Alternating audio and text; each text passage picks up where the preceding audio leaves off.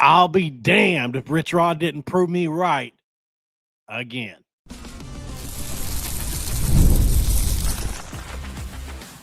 You are Locked On West Virginia, your daily podcast on the West Virginia Mountaineers, part of the Locked On Podcast Network, your team every day. What is up, guys? Welcome back in. My name is Mountaineer Paul. I am your host.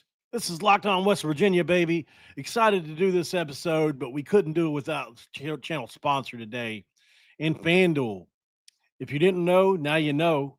FanDuel is where it is at, where you want to be. Right now, new customers can get $200 in bonus bets when your first $5 bet wins. You got to head over to FanDuel today to get started, Junior. Thanks for making Locked On West Virginia your first listen. And for being part of the Locked On Podcast Network, we talk about your team every single day. The Mountaineers, absolutely, are where it's at, where it always will be. And if you ain't down with that, we got two words for you, but we can't say them on YouTube in the first 6 minutes especially. All right, so Rich Rodriguez, we know him, we love him, we know what he's about. Went on Inside the Gun yesterday, and he said something that I've been saying for a really long time, and I just want to say I feel vindicated. I think it's not coach speak. I'm going to say it's got really good players that played really hard. You know, people say sometimes give us, oh, that guy was a 5-star, 4-star. To me, they were all 5 stars. These guys that won all these games, just because somebody else gave them a different ranking, maybe we saw something that somebody else didn't see, and he was really a 5-star. Exactly. What I've been trying to say for months on this show is they see shit differently. Just because you don't see it, just because sometimes maybe even I don't see it, especially the recruiting rankings who had, I don't know, 4 of our portal recruits in this class at the wrong position, much less ranking them. I don't put much stock into it because there were thousands upon thousands upon thousands of players to evaluate, and those in the middle ground that could be really good or really bad depending on the culture they fall into probably didn't get a great evaluation. So what I've done is I've went throughout the history of Richrod, and I'll be honest, this has been painstaking. It's why I was late getting here.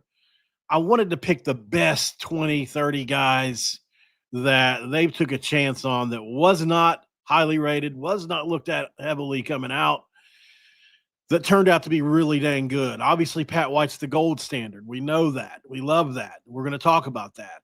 But there have been other players, too, that turned out to be really, really good that maybe didn't have the recruiting rankings to back that up. And so when you guys see me kind of going crazy over some of these guys we brought in, a Sincere Bowers, who was from junior college that hardly had any offers. Well, that's because of a few reasons, obviously. Number one, most teams didn't think he was going to be available until 2026. Number two, he some people say he's undersized, whatever. They said the same thing about Noel Devine, right? Even though he was a 4-star player, most people thought he was undersized. That's why West Virginia got him. So there's a lot of examples like this where Richrod says, oh, no, I can make that work in my system. It might not work in Michigan's. It may not work in Alabama's. It may not work in Ohio State's, and it may not work in USC's, but it'll work in mine, and it'll be very effective. Absolutely. So I just want to point out, Richrod himself even says this. And for those of you just getting here, let's just play this beautiful music to my ears one more time. As long as it doesn't go to a commercial. That won all these games, just because somebody else gave them a different ranking, maybe we saw something that somebody else didn't see, and he was really a 5-star. All right, maybe that star was that ability for him to play really hard, or to learn, or to get better, or to grow, or he's a great team guy. You know what I mean? So I think I said we had better players. So point is, the overarching point I'm going to make throughout this episode is this. Number one, why was I right about Richrod? Why is he so good at evaluation? And we've got some tape on Carson. Told you I would find some tape on Carson Lee, the transfer from Eastern Michigan / Mississippi State. Well, I happened to already have some and didn't know it. that he sent me before our interview. And then I went through looking through my email and found it. So that's really good. So we've got a bunch of cut ups of Carson Lee and also Kimo Makaneole, who I have been told to quit sleeping on. So we're going to look at Kimo as well. Hope you're excited for this one. This is one of my more favorite episodes I've got a chance to do in a while. Okay, so the entire framework for this is this. Richrod went on inside the gun and talked about a bunch of different things, but the parts that were important to me personally, because I mean, he's repeated himself a lot this offseason. I don't think it's on purpose. I think he's just so process oriented. He has these methodologies and he's very much in the moment. And he gets asked the same questions a lot. So, I mean, we've all heard it a billion times this year. If I'm not better now than I was last year, I've repeated the same year 25 times, right? We've heard it a bunch. We know. I think that he, much like in recovery, I will relate it to my recovery. In recovery, I repeat the same 10 or 15 slogans all the time. Only sick is your darkest secret, right? Secrets keep you sick. Like there's so many different slogans that I repeat for different scenarios. So I get where Richrod's coming from in those slogans. And, so there's something about a good slogan. If you didn't know, all a slogan is really is an affirmation or something that you repeat, that you speak into your life. Hopefully you get some attraction back out of that. And that's where I like to live. So I think Richrod's similar. Anyway, the point I think he's making here is this, and then we'll get to the list. Once you get the framework and the overall quote unquote culture right, whatever that looks like and whatever that is, once you get the setting down, right, then players come into that each year and have to adjust to what everybody else is doing, as to where right now everybody's adjusting together, which is why the Jacksonville State players and the few guys that I've been told that are really coming along good are all kind of helping everybody else catch up right now. Next year, it'll be, okay, we got these 10 portal guys come in, these 15 recruits will come in, they've got to adjust to what we already do. And once you get that scenario figured out and that formula figured out, what it is, it's a breeding ground for undervalued, underappreciated recruits to come in and develop into 5-star players or 4-star players. And I'm going to give you 20 examples at least in which Richrod has done this throughout his career. And there are many, many more. I could have went 50 deep on this. I could have went 100 deep on this. No lie. Like it's ridiculous how many 2-star guys have turned into be all first team conference players or all Americans with Rich Rodriguez. Let's get to it. We'll name a couple guys. We'll have to go to break. We'll come back around, talk about it a little more, and then we'll get to the tape as well. All right. So, and by the way, I'm also going to go through, actually, you know what? Here's what I'll do. I'll go through some of the things he talked about today or yesterday about exactly what it looks like from a culture standpoint. Like, what are the things they're looking for in a culture that work, that cultivate these things? Then what we'll do is look at the names, because I don't really have enough time to go through any names yet. So, okay, this is his philosophy in a nutshell from what I gathered yesterday. He wants a singleness of purpose and being able to redefine yourself as a 5-star player. Basically, he locks on the players with fierce singleness of purpose, evaluating them in a flash. If you can get their tape in 5 minutes, he said. And then you can declare every kid he picks is somebody they believe can be a 5-star, right? That's exactly what they do. Like that, all they need to add to this player is a hard edge, a hunger to grow, and a team first vibe. That's his ranking system. The talent or not is almost irrelevant. It's not irrelevant, but it's like, it's going to be there. If he's looking at a guy, he's probably talented. But can you add these things here? These are what matter in this system. It may not matter in Jimbo Fisher's system, or it may not matter in Nick Saban's, whatever. It matters in this one.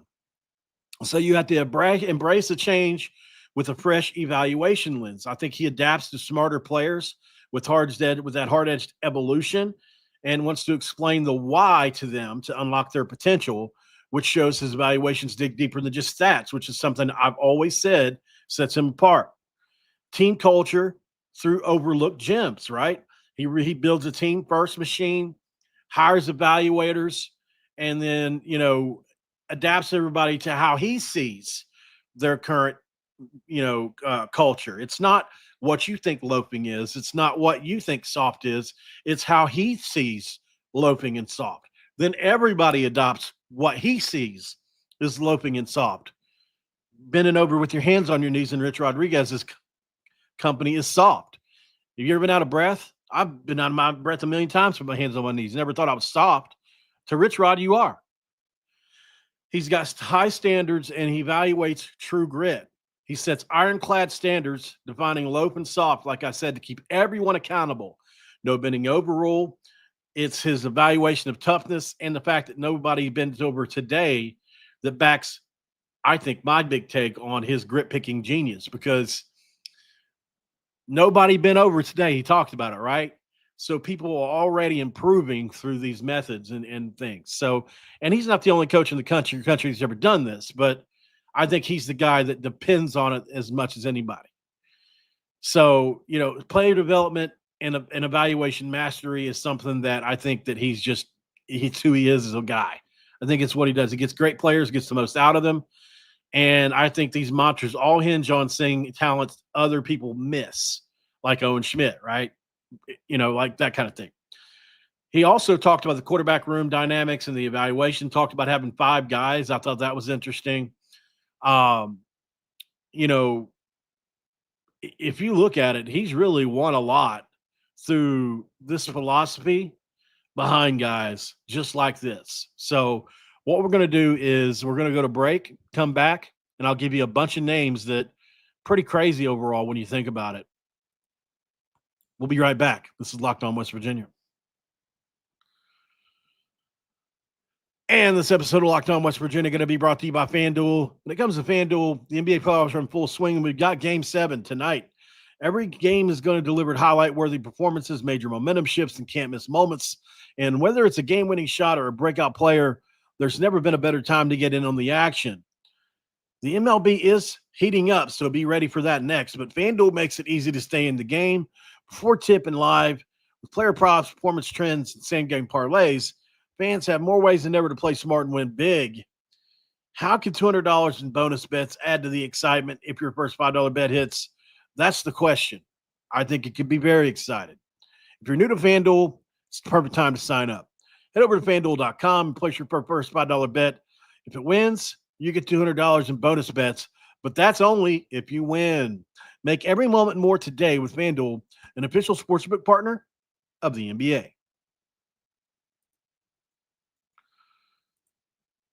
It's segment 2. Let's crack open a do and get to this list. I had a really good time going through this list of players and really unlocking just exactly what I see they've done over the course of 25 or 30 years. Just by unlocking, I mean, they really don't care who they evaluate. I mean, if you look at the beginnings of some of these guys, like, we all know this, but think about this in 2005. Owen Schmitt is a 0-star recruit from Wisconsin who's virtually unknown with no recruiting buzz. Rich Rodriguez took a chance on his toughness and his work ethic. He became a fan favorite for his punishing running style, versatility, 1,235 yards, 13 touchdowns, 34 catches for 246 yards and 3 touchdowns. Broke face mask after face mask, went on to be an NFL fullback. And it wasn't that he was a 0-star player. He was a 4-star player or a 5-star player even that should have been in Alabama, but nobody saw it. Rich Rodriguez did. Pat White's the most obvious example ever. Was a 3-star recruit out of Daphne, Alabama that was ranked as an athlete by most services. Wasn't even ranked as a quarterback. Most programs were hesitant to let him play quarterback because he was 6 feet, 190 pounds. Richrod saw him as a perfect fit in his spread options offense. Obviously, LSU wanted to make him a safety. He became the gold standard and still is the gold standard for Richrod's system, is now coach on the team. 35-8 as a starter, leading with West Virginia 4 bowl wins and setting the NCAA rushing record for a quarterback with almost 5,000 yards. Obviously, we knew he threw for over 6,000 yards, 47 touchdowns, had almost 5,000 rushing yards and 40 touchdowns. And he's a Mountaineer legend. Obviously, he went 4-0 in bowl games. We know that. Jeremy Sheffey was a lightly recruited offensive lineman out of West Virginia. He was a 2-star prospect with minimal attention and was overshadowed by bigger names in our region. And it was a defensive lineman when he got here. Well, he was flipped over into guard for West Virginia, and then he ended up starting multiple seasons, anchoring a line that powered one of the nation's most dynamic offense, which was critical for the success of Pat White, Steve Slayton, Owen Schmitt, helping us average over 300 rushing yards per game in 06 and 07, and became an all-Big East player. Reed Williams is another player. He was a 3-star recruit from West Virginia, which was solid at the time, but was not getting huge offers. A lot of group of 5 offers, different things like that. Became a cornerstone of a defense, and he had 254 tackles over his career, 22.5 tackles for loss, and 6.5 sacks over his career. Obviously, he had leaderships and instincts and made him an all-Big East selection, a key part of our 05 to 07 success for sure. Obviously, he was a huge part of that Sugar Bowl win, and I think his toughness epitomized the hard-edge philosophy that Richrod really employs. Look, last year, Trey Stewart transferred Limestone, Division II Limestone College, where he was an unranked prospect with no major recruiting profile. Rich Rodriguez identified his potential to translate from the Division II to the FBS and became a breakout star at Jacksonville State last year with 1,092 yards and 10 touchdowns. Emerges a workhorse back and was pivotal in their 9-4 year in Conference USA title. Pretty crazy stuff. You look at Cam Vaughn last year, was a high school quarterback from Montgomery, Alabama, and was unranked as a receiver prospect. Rich Rodriguez said, come on in. We're going to convert you to a receiver, leverage your athleticism and playmaking ability. And last year, as a redshirt freshman, he had 62 catches for almost 1,000 yards and 7 touchdowns. Is now our top receiver. Will be this year. Steve Slayton, we all know the story. Should have went to Maryland. Maryland overlooked him, wanted to play him at DB. 3-star quarterback out of PA. 43rd running back in the country by rivals.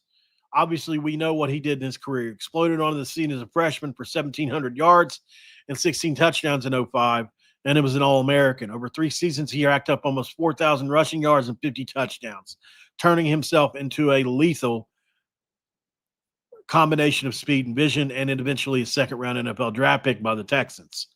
Noel Devine I'm going to put on here, and I'll tell you why. He was a 4-star recruit, so he was regarded highly. But a lot of the major programs wouldn't take him because they thought he was risky due to his size. There's a reason West Virginia actually got him, a Florida kid.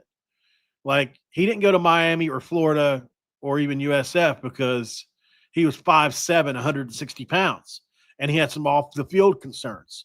So a lot of programs shied away. Rich Rodriguez said, you'll be the perfect fit for what I want to do, and he became a dynamic playmaker who, he had similar stats as Steve Slayton, 4,100 rushing yards, 29 touchdowns. He had 1,500 yards in 09 alone.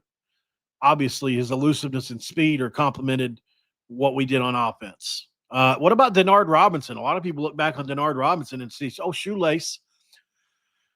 I mean, I think people think that he was some 5-star player because he went to Michigan. No, he was a 3-star recruit out of Florida, the 44th ranked athlete in 09 by rivals. He was only 5'11", 175.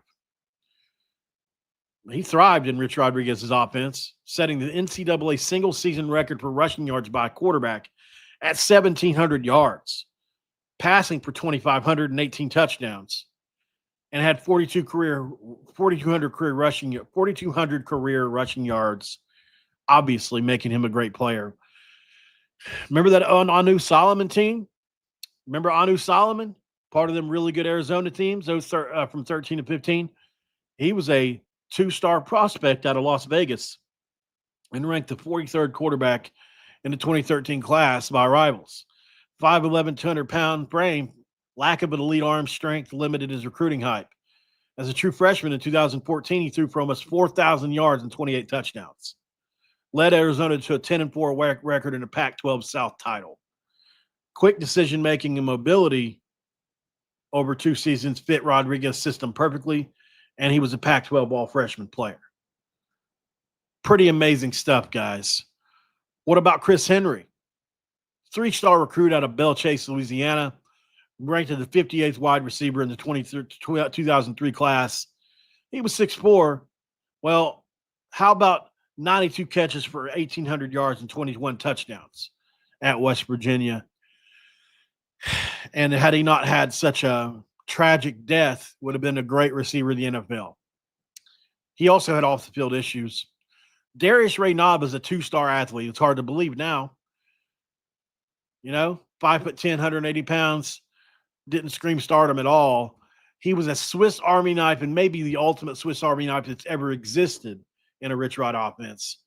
As a rusher, receiver, returner, he had 1,300 receiving yards, 529 rushing yards, 17 total touchdowns, almost 1,700 return yards. In 2007, he had 64 catches for 12 touchdowns, 733 yards, a few hundred rushing yards, a few touchdowns, and helped us nearly reach the national championship game. And him as an all-purpose player was a huge reason for all that. You guys remember Ryan Mundy, 3-star safety from Pennsylvania? He wasn't even ranked in the top 50 at his position. Now, here's the thing. A lot of people will say, well, these are defensive players. What did I say earlier, guys? It's the culture. Rich Rodriguez sets a culture that players can thrive and develop in and earn a hard edge. If you do that, doesn't matter what side of the ball you're on, because everyone is judged through his lens of soft and tough. Doesn't matter. And that's what he's doing now. Let's go to break. Come back. I'll rattle through the rest of the names. I won't break them all down. And let's get to the tape, baby. What's up with Carson Lee? What's up with my guy, Kimo? We'll talk about him next.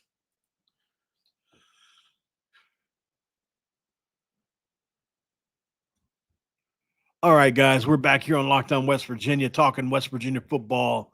Rich Rodriguez and his evaluation chops over the years. So, let's get through the rest of these names here really quick. We got through Ryan Mundy, who was a 3-star player out of Pennsylvania, and they ranked outside the top 50. Had an incredible career, obviously, on that 2006 season. Brandon Hogan was a 2-star cornerback out of Virginia. We all know what he ended up becoming. 145 tackles, 7 interceptions over his career. What about Kadeem Carey over at Arizona? Remember him? 3-star running back, 39th running back in 2011 class. Only 4,200 rushing yards and 48 touchdowns over 3 seasons. I mean, he had a 1,900-yard, 23 touchdown season, guys. Insane. What about Scooby Wright? You remember him from Arizona? 2-star linebacker out of California, unranked by most services. Exploded at 2014 and won the Nagurski, Bednarik, and Lombardi Awards as the nation's top defensive player. Had almost 200 tackles, 29 tackles for loss, and 14 sacks in 1 year. 163 tackles, 29 tackles for loss, and 14 sacks in 1 season. That's insane. What a year. Tate Martell, remember him? Michigan, 3-star player from Cali. Stephen Threet before transferring. I mean, there's a bunch of guys. Started at Michigan as a freshman in 2008 and eventually became a really good player. What about Ron Cook, Jacksonville State 2022 running back? He was unranked coming out of the state of Alabama, was 0-star prospect, committed to Jacksonville State out of Itawamba Community College. Ran for 1,400 yards and 13 touchdowns. Pretty good. What about Sean Parker, Jacksonville State? 2-star wide receiver from Georgia. 45 catches, 612 yards, and 5 touchdowns in 2024. Pretty dang good, huh? Part of that 9-4 Conference USA championship team last year. What about Nate Yarnell? three-star quarterback out of Texas, number 50 rated quarterback in the country in 14, because he was 6'1", 200 pounds, and had not a strong arm. He backed up Anu Solomon, but in 2015, he stepped up and threw for 1,200 yards, 7 touchdowns, or rushing for 221 yards in backup duty. Dual threat play kept Arizona's offense humming, man, during those injuries, and they went to a bowl game. Each of these players were all 2 or 3 star players, every single one, except Noel Devine. Rodriguez spread offense and eye for versatile athletes that fit his overall offensive system, and then gritty defenders on defense that fit his hard-edged mentality, and also his ability to turn local or small school students and talents like Kadeem Carey or Parker or Reed Williams or whoever into hallmarks. Obviously, Chris Henry, we talked about him and the amazing player he could have been. You could even go back to Sean King, Rasheed Marshall, all kinds of guys, Woody Dantzler. There's a ton of guys that we could all get to over the course of time that Richrod has absolutely crushed. Insane stuff. What an evaluator, and there's no reason that he won't continue to do so. I really do think that's going to be the case. All right, let's get to it. Tape time. We know what it's all about here. Let's start here with Kimo Makaneole really quick. Got a couple clips on him at Rivals Camp. Now, this is before his time at LSU, but I just want to give you guys a little bit of a look in at what kind of offensive lineman he is. Braylon Charles ended up being a 5-star player. Let's go.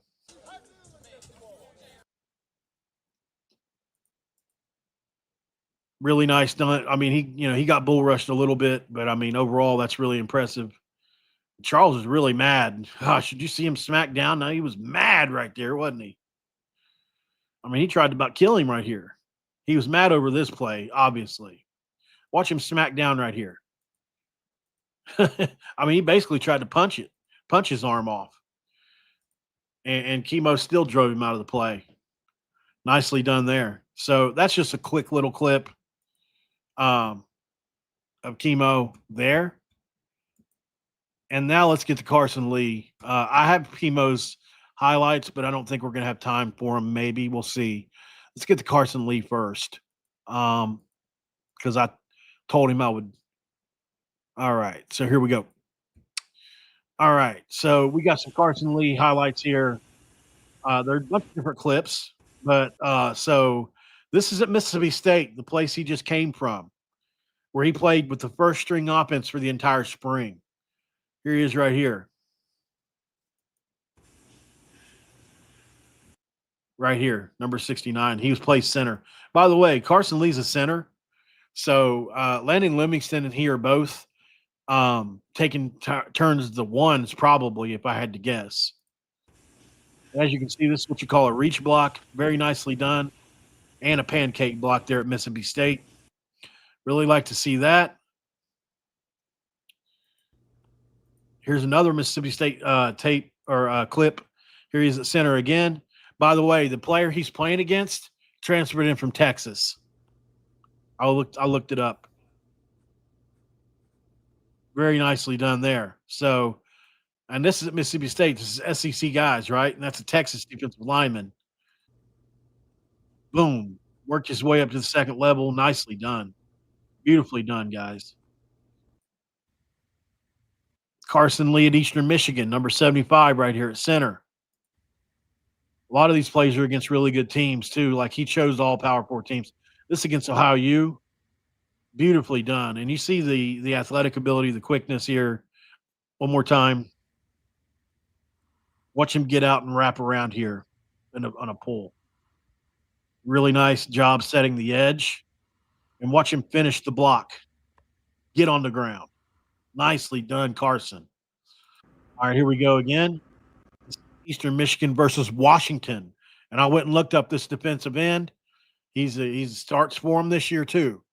He had 12 tackles for loss last year. I went ahead of time and looked up all these guys. This guy's a big Samoan defensive end.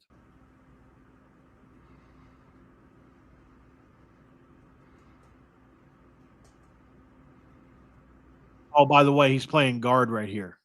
I know you were expecting center, but he's playing guard on this play. So they moved him around at Eastern Michigan. This is versus the Washington Huskies, the Power 5 team. But he's blocking this defensive end right here.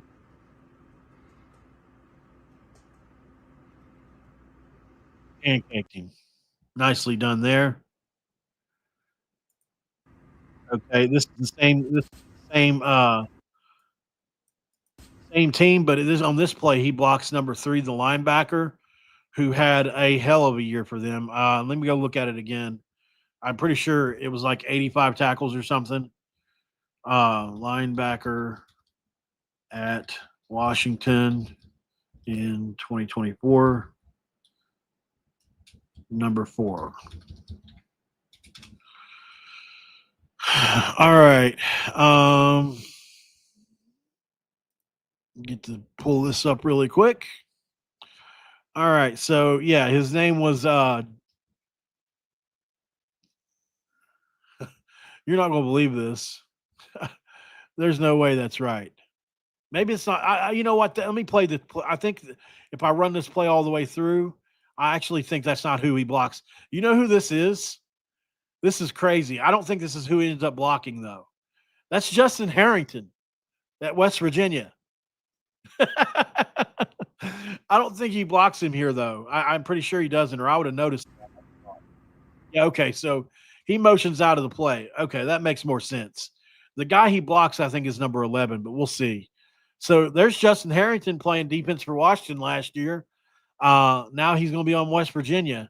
Well, he looks good out there, though.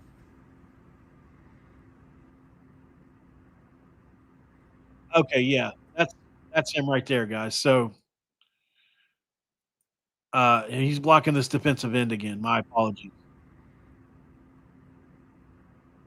Very nicely done, though. Great in pass protection. Take that for sure. We definitely take that. Same play? Yeah, it is. Okay. Yeah, here's the one I was looking at. Number 11, I think it is. Yeah, that's the guy. So he moves from number 11 on to over to, I want to say, can't tell that guy's number.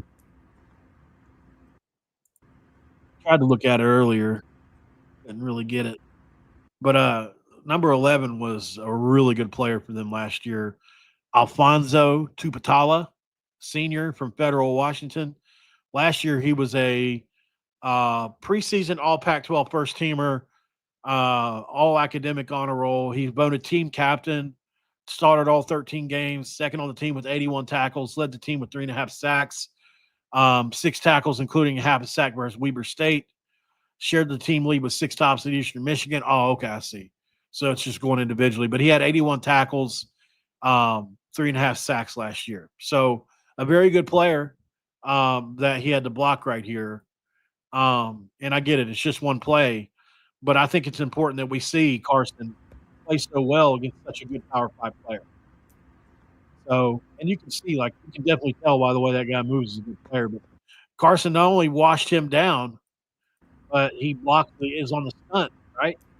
His job is to crash at the center, right?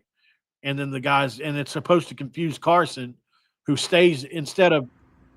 So that's what they're counting on him to stay in right there, right? And then the stunt comes around where the hole is and gets the quarterback. But Carson, being a very smart player like he is, wraps off of there and catches the stunt. Very nicely done. There's a reason, there's a reason he's so highly regarded. Here we go to Eastern Michigan. This is versus Jacksonville State. This is probably why Richrod recruited him, I would say. Very nicely done. Similar play as last time, right? At center, he gets off the ball here, and he's got to block 2 guys, basically. He got number 55 washing down, who I looked at the names of these guys earlier. They were both really good players at Jack State, too. Like, hold on. Jack's State 2024 roster. Okay. So 55 is Tay Floyd. or wait, this might be 2026 or 2025's roster. It is. We got to go to 2024. Go. I was going to say, that don't look right. 55 was, let's see.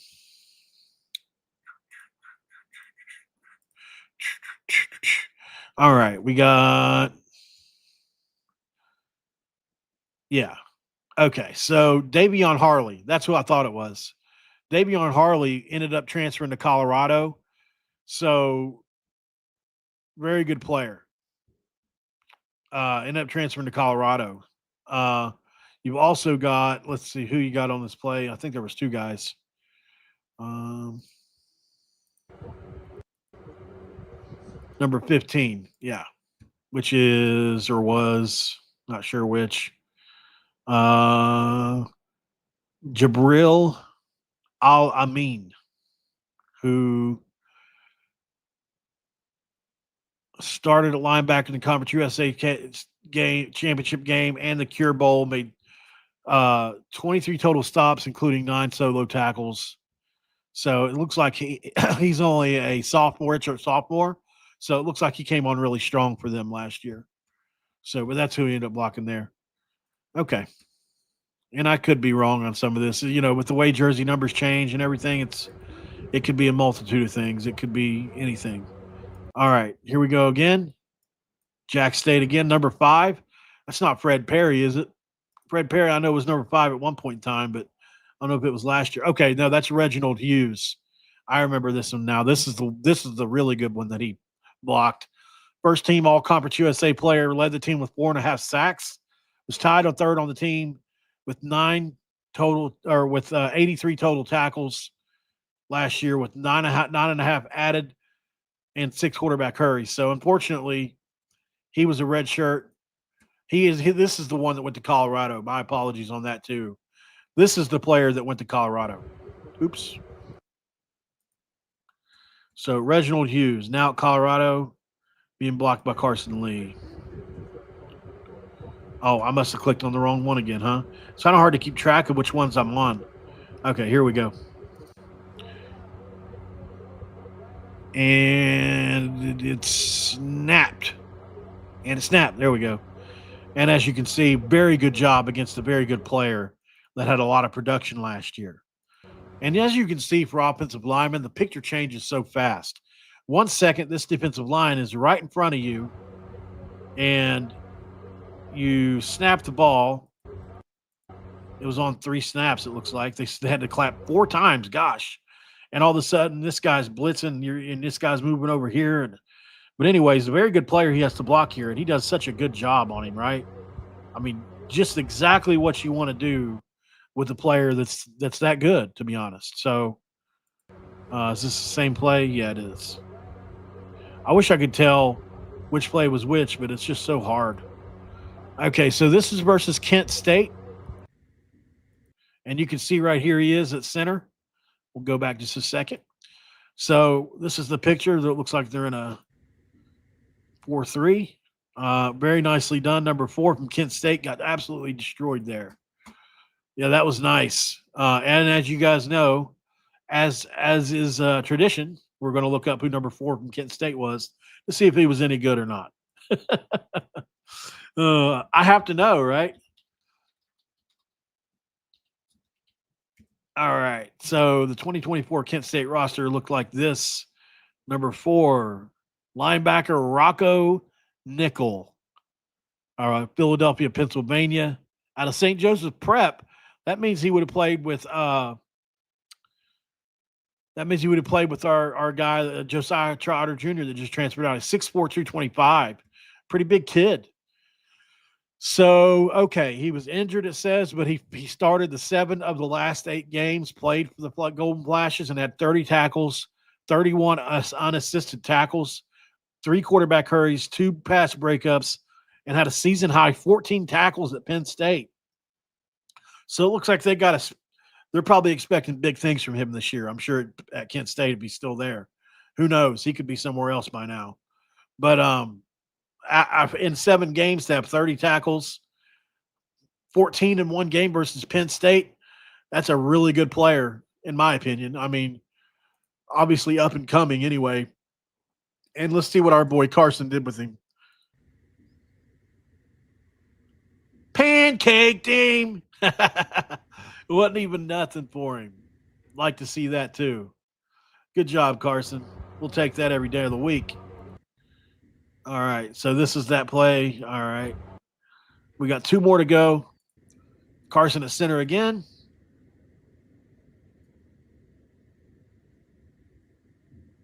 Ooh, nice job. Number 56.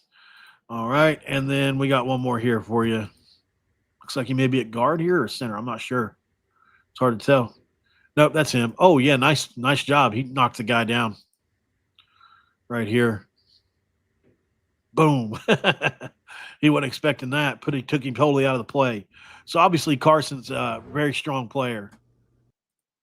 Physically, I mean. So definitely looks like Carson's going to be in the mix for sure at offensive line, and wouldn't be surprised to see him as a definite possible starter. As far as Kimo Makaneole goes, I was told by somebody the other day that he's absolutely playing extremely well as far as conditioning and things go. So it's going to be really fun to see what happens with him, because I mean, if you look at him just from looking at him standpoint, I mean, this kid looks so good. He looks strong. I mean, he looks like an offensive lineman, especially one like Richrod would have.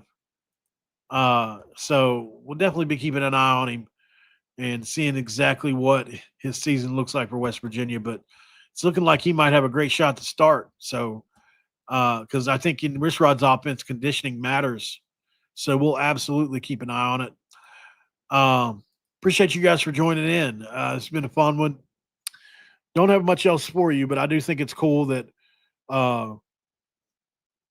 Richrod and company are such good evaluators. We were absolutely lucky to have them, and let's see what happens with it. I mean, we're going to know by the end of next year whether they did a good job evaluating or not. So thanks for making Locked On West Virginia your first listen, guys, and for being a part of the Locked On Podcast Network, where we talk about your team, the Mountaineers, every single day. Before you go, make sure you like, subscribe, and all that jazz. And go find the portal over on YouTube, where Brian Smith has the latest rumors, portal entries, and signings, where you can be the most informed fan on the rapid changes to the college football landscape. Find the portal on YouTube or wherever you listen to your podcast. And I'll see you on the next one. Hey, Richrod and company, man, killing it. Let's see what they do. We'll keep an eye on it, keep you updated. Hopefully we get some news here in the next couple days on anything, because it's getting hard, right? I'll see you then. Good night.